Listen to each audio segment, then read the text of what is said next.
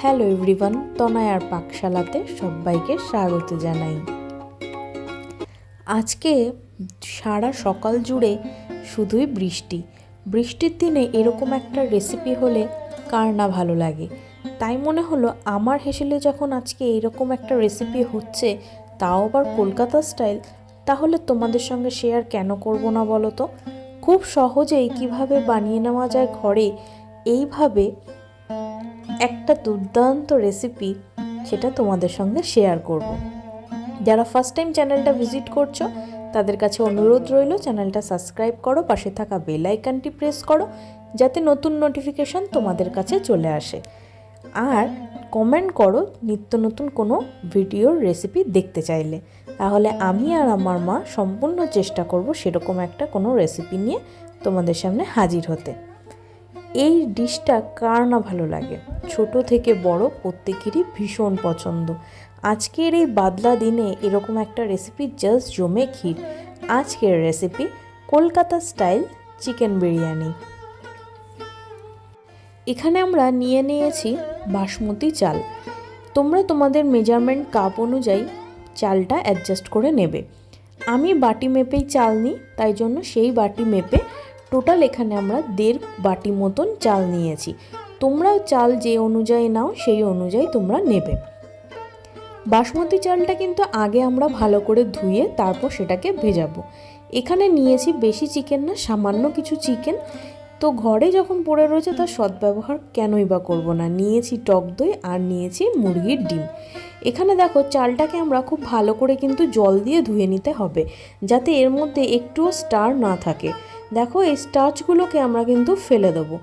এগুলো কিন্তু আগে যদি ভিজিয়ে রাখি তাহলে পরে ধুতে গেলে বা চাল ভেঙে যাবে। এবার মিক্সার গ্রাইন্ডারে নিয়েছি 1/2 ইঞ্চি মতন আদা, নিয়েছি বেশ খানিকটা পরিমাণে রসুন, 2টো কাঁচা লঙ্কা, 2-3 চামচ মতন টক দই। খুব বেশি টক দই কিন্তু দেওয়ার কোনো প্রয়োজন নেই, তাহলে চিকেন টক হয়ে যাবে, সেটা ভালো লাগবে না। মিক্সার গ্রাইন্ডারে পেস্ট করে সেই পেস্টটা চিকেনের মধ্যে দিয়ে দেবো। এবার আমরা কিছু মশলা এর মধ্যে অ্যাড করব। দিলাম জিরের গুঁড়ো, দেব পরিমাণ মতো নুন, দিলাম 1/2 চামচ ধনের গুঁড়ো, দেব পরিমাণ মতন গোলমরিচের গুঁড়ো, দিলাম জায়ফল জয়িত্রীর গুঁড়ো, দেব বিরিয়ানির মশলা, এবং এখানে আমরা দেব কেওড়া জল এবং গোলাপ জল। চেক করতে থাকো।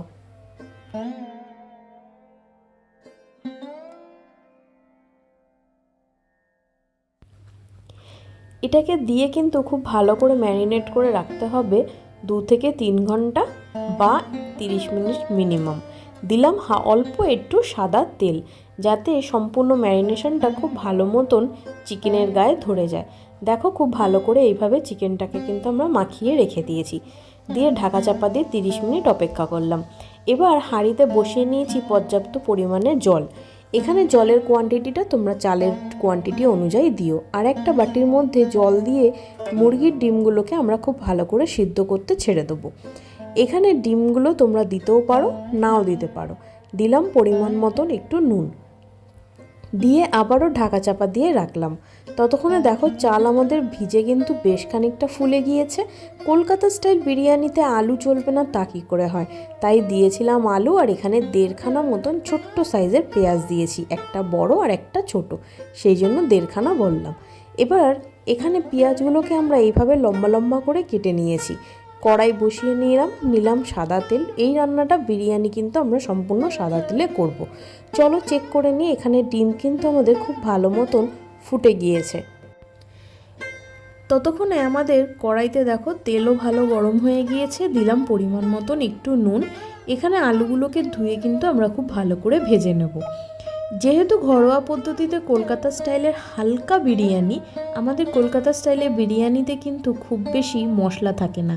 জল আমাদের এখানে ফুটে গিয়েছে। দিলাম কিছু গরম মশলা, এলাচ, দারচিনি, আর দিলাম লবঙ্গ আর জয়িত্রী। দিয়ে কিন্তু এটাকে একটু যতক্ষণ ফুটে উঠবে, তারপরে সেই ভিজিয়ে রাখা চালটা আমরা সম্পূর্ণ এই গরম জলটার মধ্যে দিয়ে দেবো। দিয়ে খুব ভালো করে কিন্তু এইভাবে নাড়িয়ে নিতে হবে। বিরিয়ানির চালটা আমরা ততক্ষণ অবধি সিদ্ধ করব যতক্ষণ না মোটামুটি 70% কুক হয়ে যায়। এবার দিতে হবে পরিমাণ মতো নুন। বিরিয়ানির চালে কিভাবে বুঝবে নুন দেবে, এখানে জলটা যতক্ষণ তোমরা একবার চেক করে নেবে, যখন দেখবে মুখে বেশ জলটা নুন নুন লাগছে ততক্ষণ অবধি কিন্তু তোমাদের নুন অ্যাড করতে হবে। এখানে কিন্তু দেখো ডিম আমাদের সুন্দর ফুটে গিয়েছে, আলুও কিন্তু বেশ খানিকটা ভাজা হয়ে গিয়েছে। এই আলুগুলোকে খুব বেশি কিন্তু লাল লাল করে আমরা ভাজবো না।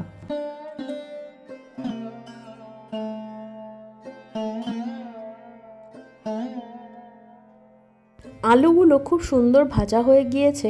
এবার আলুগুলোকে আমরা তুলে নেব একটা পাত্রে। দেখো এখানে আলু আমরা ভেজে তুলে নিয়েছি। ওই তেলের মধ্যে দিয়ে দেবো সেই পেঁয়াজগুলোকে। তোমরা হয়তো ভাবতে পারো বিরিয়ানিতে পেঁয়াজ তো বেরেস্তা করে দেওয়া হয়, নিশ্চয়ই, কিন্তু খুব সহজেই কিন্তু এইভাবেও বানানো যায়। তোমরা একবার ট্রাই করে দেখতে পারো, খেতে দুর্দান্ত হয়। এবার এইভাবে পেঁয়াজগুলোকে দিয়ে কিন্তু খুব ভালো করে ভেজে নিতে হবে। হালকা একটু গোল্ডেন ব্রাউন কালার অবধি ধরলেই কিন্তু যথেষ্ট। দেখো এই পর্যায়ে কিন্তু আমাদের বেরেস্তার কাছাকাছি চলে গিয়েছে। এর থেকে খুব বেশি ভাজার কিন্তু দরকার নেই। পেঁয়াজ যদি খুব বেশি ভেজে ফেলো তাহলে কিন্তু যখন ভাতে অ্যাড করবে তখন রঙটাও চেঞ্জ হয়ে যাবে। এবার ম্যারিনেটেড চিকেনটাকে আমরা এই পেঁয়াজের মধ্যে দিয়ে কিন্তু খুব ভালো মতন মাংসের মতন কষিয়ে নেব। অপোজিট সাইডে দেখো আমাদের ভাতও প্রায় হয়ে গিয়েছে। এবার এখানে এটাকে খুব ভালো করে এইভাবে নাড়িয়ে চাড়িয়ে কষিয়ে নিতে হবে। যখন তেল ছেড়ে আসবে তখন সেই ভেজে রাখা আলুগুলোকে আমরা এর মধ্যে দিয়ে দেবো। দিয়ে কিন্তু খুব ভালো করে আমাদের কষিয়ে নিতে হবে।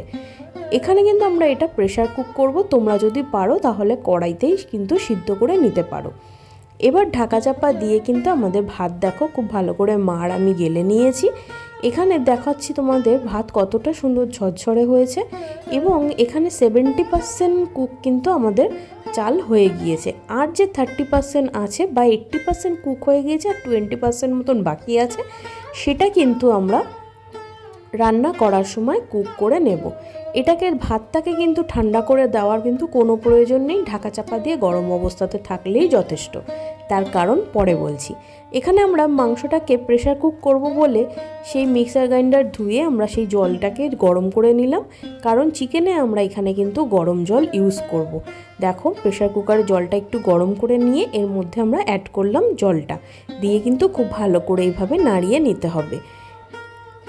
এর মধ্যে দিয়ে দেবো কিছু চিড়ে নেওয়া কাঁচা লঙ্কা, যেগুলো ঝাল অ্যাডজাস্ট করবে, এবং যদি তোমাদের ঝাল খেতে ইচ্ছা করে তাহলে এগুলো তোমরা বিরিয়ানিতে মেখে খেতে পারো।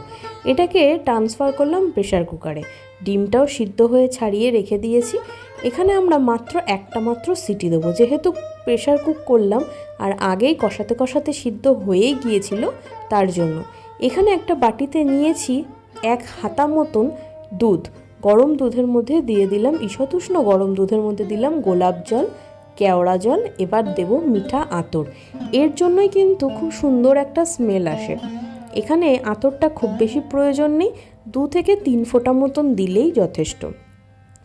আর দেব মেল্টেড হওয়ার জন্য ঘি। একটু ঈষদুষ্ণ গরম দুধ হলে এই ঘি কিন্তু খুব সুন্দর কিন্তু মেল্ট হয়ে যাবে দুধের মধ্যে। এবার যে কড়াইয়ের মধ্যে করব আমি বিরিয়ানিটা লেয়ার, সেটা কিন্তু আমরা একটা কড়াইতে করছি, তার গায়ে ব্রাশ করে নিলাম ঘি। তোমরা চাইলে কিন্তু হাঁড়িতে করতে পারো বা ডেচকিতেও করতে পারো, সেটা তোমরা তোমাদের সুবিধা মতন করো। এবার প্রেশার কুকার থেকে সম্পূর্ণ মাংসটাকে ঢেলে দিলাম সেই কড়াইয়ের মধ্যে, যেটার মধ্যে আমরা লেয়ার করব। এবার এখান থেকে আমরা আলু আর চিকেনগুলোকে তুলে নেব। যেহেতু আলু আর চিকেন সিদ্ধ হয়ে গিয়েছে তাই প্রথমে এটাকে আমরা রাখবো না। যদি রাখি তাহলে পরে কিন্তু ভাত বাড়ার সময় চিকেন এবং আলু দুটোই কেটে ভেঙে যাবে, সেই জন্য এগুলোকে আমরা সেপারেট করে নেব। এবার ওই গ্রেভির মধ্যে দিয়ে দেবো সেই মিশিয়ে রাখা দুধটা। তোমরা এই পদ্ধতিতে একবার লেয়ার করে দেখতে পারো, ভীষণ ভালো হয়। তোমাদেরকে আমি করে দেখাচ্ছি। দিলাম বিরিয়ানির মশলা। এবার দিয়ে দিচ্ছি সেই ভাত কিন্তু আমাদের এখানে একদম ঠান্ডা নয়, বেশ গরম। আশা করি তোমরা দেখে বুঝতে পারছো যে কী পরিমাণে ধোয়া উঠছে। অনেক জায়গাতেই দেখবে বিরিয়ানি আবার চাল ঠান্ডা করে নেয়, যে বলা হয় নাকি ভেঙে যাবে। আমি তোমাদের বলছি ভাঙবে না, এইভাবে একবার করো। দিলাম বিরিয়ানির মশলা, ওপর থেকে ছড়িয়ে দিলাম গোলমরিচের গুঁড়ো, আর দেব জায়ফল জয়িত্রীর গুঁড়ো। এটা সম্পূর্ণ কিন্তু তোমাদের স্বাদের জন্য। এখানে এটা তোমাদের নিজস্ব অ্যাডজাস্ট করে দিতে হবে। উপর থেকে দিয়ে দিলাম দুধের সেই মিশ্রণটা। এখানে দুধ কিন্তু খুব বেশি দিও না, তাহলে আবার গ্যাত গ্যাত করবে, সের জন্য কিন্তু বিরিয়ানিটা ভালো হবে না। এবার ওপর থেকে সম্পূর্ণ আলু আর মাংস দিয়ে দিলাম। যেহেতু আমাদের খুব অল্প পরিমাণে বিরিয়ানি, সেহেতু এটাকে আর 3-4টে লেয়ার করার কোনো প্রয়োজন নেই, দুবারেই আমাদের এটা যথেষ্ট। এর ওপর থেকে এবার আমরা কিন্তু দিয়ে দেবো আবারও ভাত। এবার কিন্তু এটাকে খুব সহজেই আমরা খুঁজে পাবো যখন আমরা ভাতটাকে কাটবো। দেখো দিয়ে দিলাম, আর কিছুটা ভাত রেখে দিয়েছিলাম পরে ইউজ করব। দিলাম আবারও সেম প্রসেসে বিরিয়ানির মশলা। এখানে আমরা সানরাইজের বিরিয়ানি মশলা ইউজ করছি, তোমরা চাইলে যে কোনো বিরিয়ানি মশলা দিতে পারো। দিলাম এখানে জায়ফল জয়িত্রীর গুঁড়ো, আবারও দিলাম গোলমরিচের গুঁড়ো। এবার ডিমগুলোকে ওপর থেকে বসিয়ে দেবো। ডিমগুলোর গা কিন্তু আমি একটুখানি চিড়ে নিয়েছি, যাতে এর ভেতরে সুন্দর কিন্তু গন্ধটা এনহ্যান্স হয়ে যায়। ওপর থেকে বাকি ভাতটা দিয়ে আবারও দুধের মিশ্রণগুলোকে দিয়ে দেবো এইভাবে। দেখো এতে ঘিও সম্পূর্ণ সব জায়গায় গিয়ে পৌঁছাবে। আবারও বিরিয়ানির মশলা ওপর থেকে সেম প্রসেসে দিয়ে দিলাম আবারও গোলমরিচের গুঁড়ো। খুব বেশি গোলমরিচের গুঁড়ো দিও না, তাহলে কিন্তু ঝাল ঝাল হয়ে যাবে, খেতে ভালো লাগবে না। দিলাম জায়ফল জয়িত্রীর গুঁড়ো। এবার একটু সুন্দর কালার, যেটা আমরা হলুদ রং করি, তার জন্য তোমরা কেশর ব্যবহার করতে পারো। সবসময় যদি কেশর অ্যাভেলেবেল না থাকে, তাহলে কিন্তু এইভাবে ফুড কালার দুধের মধ্যে আমরা গুলে নিয়েছিলাম, যেটাকে এটা হলুদ রঙের ফুড কালার, এটাকে চামচের মধ্যে ঢেলে নিয়ে সম্পূর্ণ জায়গায় এইভাবে গোল করে ছড়িয়ে দিলেই যথেষ্ট। এটা নিচ অবধি চলে যাবে, কোনো ভয়ের ব্যাপার নয়। আর দেব দুটো চিড়ে নেওয়া কাঁচা লঙ্কা। এটা কিন্তু খুব সুন্দর একটা স্বাদ বাড়াবে এই বিরিয়ানিটাতে। চলো এবার আমরা ছোট যে ওভেনটা আছে আমার, সেটার মধ্যে এটাকে ধরাবো। এবার কড়াইটাকে এর মধ্যে বসিয়ে দিলাম, দিয়ে ঢাকা চাপা দিয়ে দেবো। দেখো গ্যাসের ফ্লেমটাকে হাইতে রাখবো ততক্ষণ অবধি যতক্ষণ না এটা খুব ভালো মতন গরম হয়। ওপর থেকে একটা থালা চাপা দিয়ে দিলাম, যেটা সম্পূর্ণ ঢাকা পড়ে রয়েছে। এবার দেখো কড়াইয়ের গায়ে এইভাবে তোমরা একবার চেক করে নেবে যে কড়াই গরম হয়েছে কিনা। যদি দেখছো বেশ গরম হয়ে গিয়েছে, তাহলে কিন্তু এভাবে কমিয়ে 15 মিনিট, হাতে গুনে 15 মিনিট অপেক্ষা করলেই কিন্তু তোমাদের এই বিরিয়ানি কলকাতা স্টাইলে খুব ইজিলি এবং খুব টেস্টি বিরিয়ানি তৈরি হাজির হবে তোমাদের সামনে। চলো হয়েছে কিনা ভাবটা দেখানোর জন্য দেখো আমি থালাটা তুললাম, বেশ খানিকটা জল কিন্তু থালার গা বেয়ে এসে পড়েছে, তার মানে কিন্তু আমাদের বিরিয়ানি ডান। এবার গ্যাসের ফ্লেমটাকে বন্ধ করে রেখে আরও 15 মিনিট এইভাবেই রেখে দেবো। চলো দেখো বিরিয়ানির চাল কি ভেঙে গিয়েছে? একদমই নয়। কতটা ঝুরঝুরে হয়েছে তোমাদের একবার বেড়ে দেখাই। দেখো তোমরা আশা করি দেখে বুঝতে পারছো কত হালকা মশলা, যেটা একদমই ভাতের মধ্যে কোথাও দলা পাকিয়ে নেই, সম্পূর্ণ মাইল্ড হয়ে গিয়েছে ভাতের মধ্যে। এর স্বাদ কিন্তু দুর্দান্ত। কলকাতা স্টাইলের বিরিয়ানি কিন্তু খুব হালকা বিরিয়ানি, খেতে ভীষণ দুর্দান্ত মজার। তাই তোমাদের হাইলি রেকমেন্ড করবো একবার এইভাবে বানিয়ে দেখো। ওপর থেকে গার্নিশিংয়ের জন্য সেই কাঁচা লঙ্কা দিয়ে দিলাম টমেটো, পেঁয়াজ আর শসা। ভালো লাগলো ভিডিওটা?